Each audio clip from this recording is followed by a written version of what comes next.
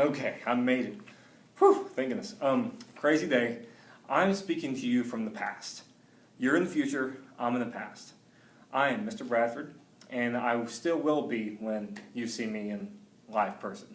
I'm probably standing just right over there. Just, hey.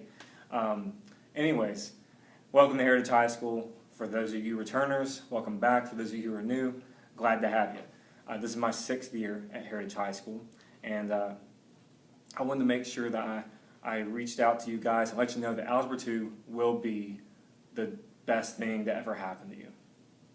Maybe not, but it will still be pretty cool, okay? We're going to try. Now, it may not be as cool as watching all those Duck Dynasty reruns and blaring your Taylor Swift 22 music, but it has a chance. We'll see what happens. So, Heritage High School. Let's talk about some things that have been happening. In Algebra 2 at Heritage High School, we have been testing incredibly. Our achievement has grown, and we're ranking ourselves higher in the state each year, the last 4 years. The last 3 years with growth, meaning we take student at the beginning of the semester, and by the end of the year in Algebra 2, we have grown them. It is a massive margin. We are actually one of the top examples across the state of Tennessee doing this. So it's a tribute to the students, it's a tribute to the teachers' growth and our school as a whole in our community. So it's a very proud thing. So you get a chance to continue that trend with the Algebra 2 scores. No pressure. So a couple of things. We're going to talk about the syllabus and we're going to talk about the flip. All right, the first thing, syllabus. Anything that you need to know will more than likely happen through Planet High School. All these videos that you'll have, and we'll talk about that in a minute, is going to be on Planet High School. Whether it's through a YouTube feed or not, you'll get the link through Planet High School. Any documents, like the syllabus we'll go over now, is going to be through Planet High School. Couple of hot points on the syllabus. You need an account for Planet High School, and you need to follow my class. It'll be under Nick Bradford or just Mr. Bradford's Algebra 2.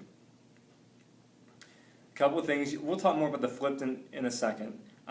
Notes. For our class, it'd be great if you had a composition book or a 3-ring binder with notebook paper that you can take your notes in. We'll have a book. We'll get the books later on, maybe during the first week, maybe early second week. You'll need to bring your book to class every day. We may not use it every day, but it could be a vital resource for your learning.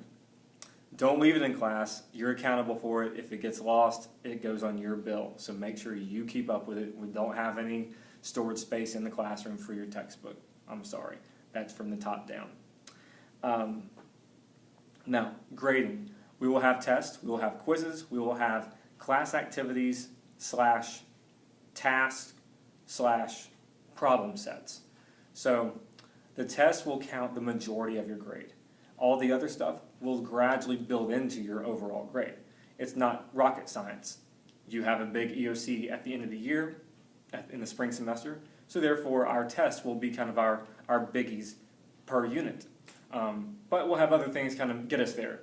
The great thing about this is that you're going to be able to correct every single test that you take.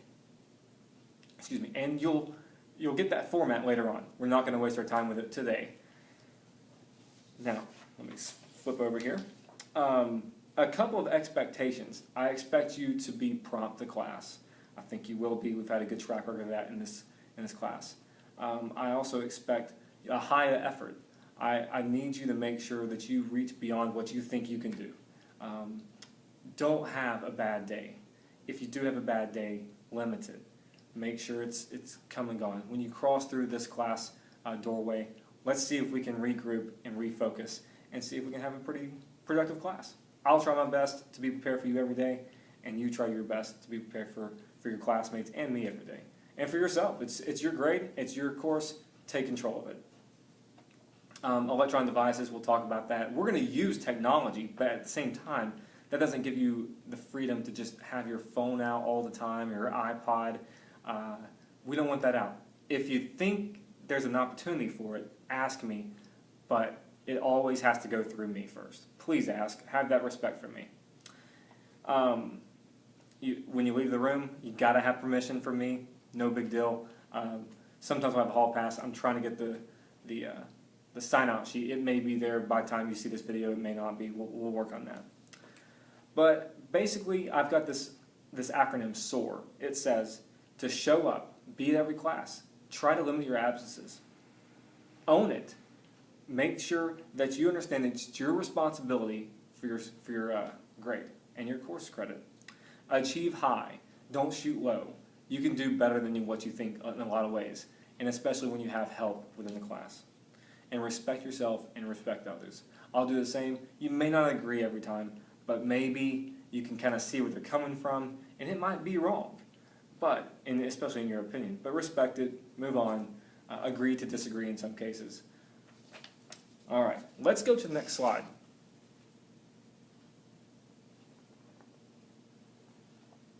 Now, I told you we talked about the flip. Flipped classroom is what we're going to be dealing with for the year. What happens basically, what used to happen at home is now going to happen in class, and what happened in class is going to happen at home.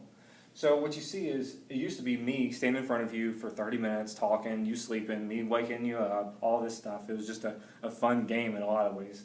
But now we're going to transition over to more of a group learning environment, peer teaching. I'll be kind of in a massive tutoring session. Now, will we have times where I have to lecture? Of course, but it's not going to go away completely. We'll need that at times. There might be some times where we just don't understand something as a class and not have to reteach it as a whole.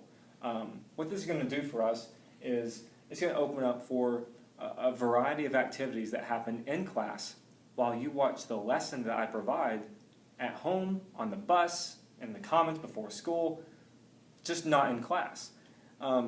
If you don't have computer access or internet access or a smartphone access or a flash drive for your computer, then what you can do is show up early to class, and I'll have my computers open. We could work something out with Miss Lay in the media center.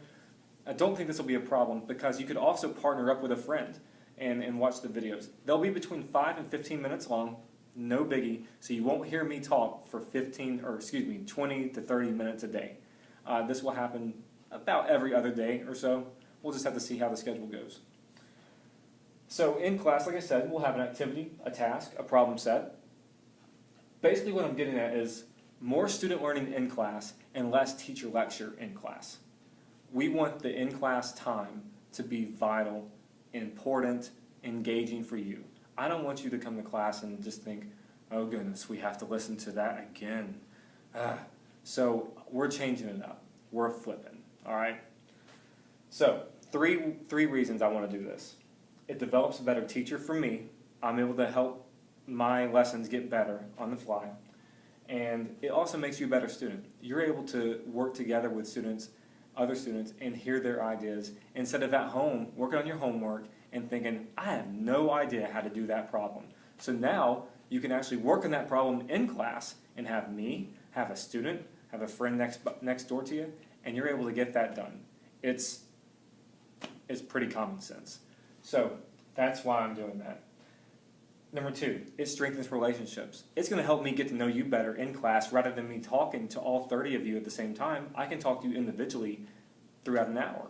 It's going to work out great. I get to know you better, you get to know me better. We communicate, there's conversation. You also get to know your fellow classmates better. You can work with them. You understand how they're thinking, they understand how you're thinking. You can discuss, be argumentative at times. Definitely challenge the ideas that are floating around in the classroom. It could be very beneficial. Number 3, it increases efficiency. Now, I am going to give your notes once a day rather than 4 times a day to every single class, the same thing over and over.